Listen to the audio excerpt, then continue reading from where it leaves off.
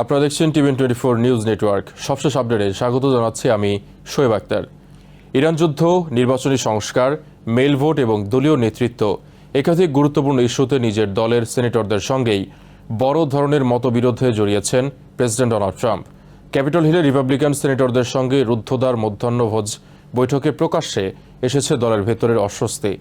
বাইরে এসে ঐক্যের বার্তা দিলেও বৈঠকের ভেতরে ইরান যুদ্ধের ভবিষ্যৎ, প্রেসিডেন্টের যুদ্ধ ক্ষমতা এবং সেভ আমেরিকা অ্যাক্ট নিয়ে উত্তপ্ত বাক্য বিনিময় হয়েছে বলে জানিয়েছেন একাধিক রিপাবলিকান সেনেটর। মধ্যবর্তী নির্বাচনের আগে এসব মতবিরোধ রিপাবলিকান শিবিরে নতুন চ্যালেঞ্জ তৈরি করছে বলে মনে করছেন বিশ্লেষকরা। বুধবার ক্যাপিটল হিলে সেনেট রিপাবলিকানদের সঙ্গে বৈঠকে অংশ নেন প্রেসিডেন্ট ট্রাম্প। কয়েক মাসের মধ্যে পুরো রিপাবলিকান কনফারেন্সের সঙ্গে এটিই ছিল তার প্রথম বৈঠক। ইরান ইস্যুতে সমঝোতার প্রচেষ্টা এবং অভ্যন্তরীণ রাজনৈতিক চাপের মধ্যেই দলীয় সেনেটরদের সঙ্গে বসেন তিনি। বৈঠকের বেশিরভাগ সময় নিজের অবস্থান ব্যাখ্যা করেন ট্রাম্প। পরে সেনেট মেজরিটি লিডার জন থুন এবং অন্য রিপাবলিকান নেতাদের পাশে নিয়ে সাংবাদিকদের সামনে এসে তিনি দাবি করেন দল ঐক্যবদ্ধ আছে। তবে একই সঙ্গে প্রেসিডেন্ট স্বীকার করেন রিপাবলিকানদের মধ্যেও কয়েকজনের সঙ্গে তার সম্পর্ক ভালো নয়, যদিও কারো নাম উল্লেখ করেননি তিনি। বৈঠকে অংশ নেওয়া কয়েকজন সেনেটরের বক্তব্যে উঠে এসেছে ভিন্ন চিত্র। তাদের মধ্যে আলোচনা ছিল সরাসরি, উত্তপ্ত এবং কখনো কখনো সংঘাতপূর্ণ। ক্যানসাসের রিপাবলিকান সেনেটর রজার মার্শাল বৈঠকের পরিবেশকে এমন এক আলোচনার সঙ্গে তুলনা করেন যেখানে সবাই নিজেদের অবস্থান শক্তভাবে তুলে ধরছিলেন। সবচেয়ে বেশি উত্তেজনা তৈরি হয় ইরান যুদ্ধ নিয়ে। সম্প্রতি কয়েকজন রিপাবলিকান সেনেটর ডেমোক্রেটদের সঙ্গে মিলে প্রেসিডেন্টের অনুমতি ছাড়া ইরানের নতুন সামরিক হামলা ঠেকানোর প্রস্তাবে সমর্থন দেন। এই সিদ্ধান্তে ক্ষোভ প্রকাশ করেন ট্রাম্প। তার দাবি, ইরানের সঙ্গে গুরুত্বপূর্ণ আলোচনা চলার সময় এমন ভোট আমেরিকার দর কষাকষির অবস্থান দুর্বল করতে পারে।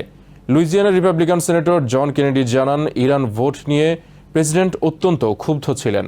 তার মতে তেহরানের সঙ্গে শান্তি আলোচনা চলাকালে সেনেটের এমন পদক্ষেপ প্রশাসনের জন্য অস্বস্তিকর পরিস্থিতি তৈরি করেছে। বৈঠকের এক পর্যায়ে ট্রাম্প জানতে চান কেন নিজের দলের কোনো সদস্য তার ইরান নীতির বিরুদ্ধে ভোট দেবেন।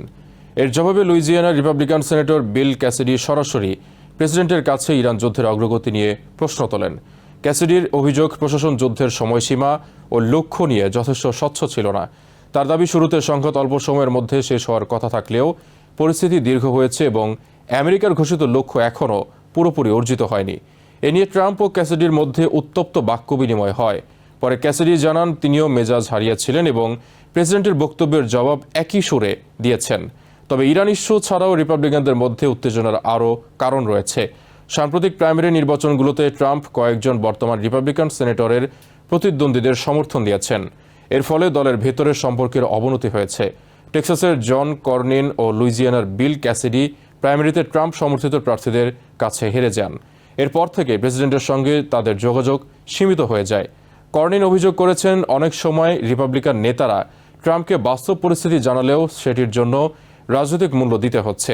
অন্যদিকে ট্রাম্পের ঘনিষ্ঠরা বলছেন প্রেসিডেন্ট এমন প্রার্থীদের সমর্থন করছেন যারা তার এজেন্ডা বাস্তবায়নে বেশি আগ্রহী। বৈঠকের আরেকটি বড় বিষয় ছিল ট্রাম্পের নির্বাচনী সংস্কার পরিকল্পনা, সেভ আমেরিকা অ্যাক্ট। প্রেসিডেন্ট চান এই বিল দ্রুত পাশ করুক কংগ্রেস। এমনকি বিলটি পাশ না হওয়া পর্যন্ত দ্বিদলীয় হাউজিং সংস্কার বিলে সই করবেন না বলেও জানিয়েছেন তিনি।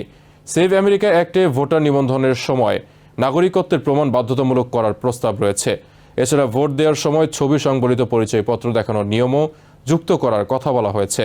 ট্রাম্পের দাবি, নির্বাচনের স্বচ্ছতা নিশ্চিত করতে এসব ব্যবস্থা প্রয়োজন। তবে বিরোধীরা বলছেন এসব নিয়ম ভোটারদের জন্য নতুন বাধা তৈরি করতে পারে। ট্রাম্প আরও চান নির্বাচনী সংস্কারের সঙ্গে মেইল ভোট সীমিত করার বিষয়টিও যুক্ত করা হোক। তার দীর্ঘদিনের দাবি, ডাকযোগে ভোটের ক্ষেত্রে কঠোর যাচাই ব্যবস্থা থাকা উচিত। কিন্তু সেনেট রিপাবলিকান নেতৃত্বের সামনে সবচেয়ে বড় বাধা হলো ভোটের হিসাব। ডেমোক্রেটরা বিলটির বিরোধিতা করছে, আর সেনেটের ফিলিবাস্টার নিয়ম অনুযায়ী অধিকাংশ আইন এগিয়ে নিতে 60 ভোট প্রয়োজন। কিছু রিপাবলিকান এই নিয়ম পরিবর্তনের পক্ষে থাকলেও দলের অনেক নেতা মনে করেন এটি ভবিষ্যতে উল্টো তাদের জন্য ক্ষতিকর হতে পারে। সেনেটর মাইক লি বিকল্প কৌশলের মাধ্যমে বিল এগিয়ে নেওয়ার পক্ষে চাপ দিচ্ছেন। তবে কয়েকজন রিপাবলিকান তার পরিকল্পনাকে বাস্তবসম্মত মনে করছেন না। নর্থ ক্যারোলাইনার সেনেটর থম টিলিস সতর্ক করেছেন, এমন কৌশলে সময় নষ্ট হলে মধ্যবর্তী নির্বাচনের আগে গুরুত্বপূর্ণ ইস্যুগুলোতে মনোযোগ দেওয়া কঠিন হবে। অন্যদিকে ডেমোক্রেটরা রিপাবলিকানদের এই অভ্যন্তরীণ দ্বন্দ্বকে রাজনৈতিক দুর্বলতা হিসেবে তুলে ধরছে। সেনেট মাইনরিটি লিডার চাক শুমারের দাবি, রিপাবলিকানরা নিজেদের মধ্যেই ঐক্য ধরে রাখতে হিমশিম খাচ্ছে। তবে সিনেট মেজরিটি লিডার জন থুন বলেছেন, মতপার্থক্য থাকা স্বাভাবিক। তার দাবি, গুরুত্বপূর্ণ জাতীয় ইস্যুতে প্রেসিডেন্ট ও রিপাবলিকান নেতৃত্ব একসঙ্গে কাজ করছে।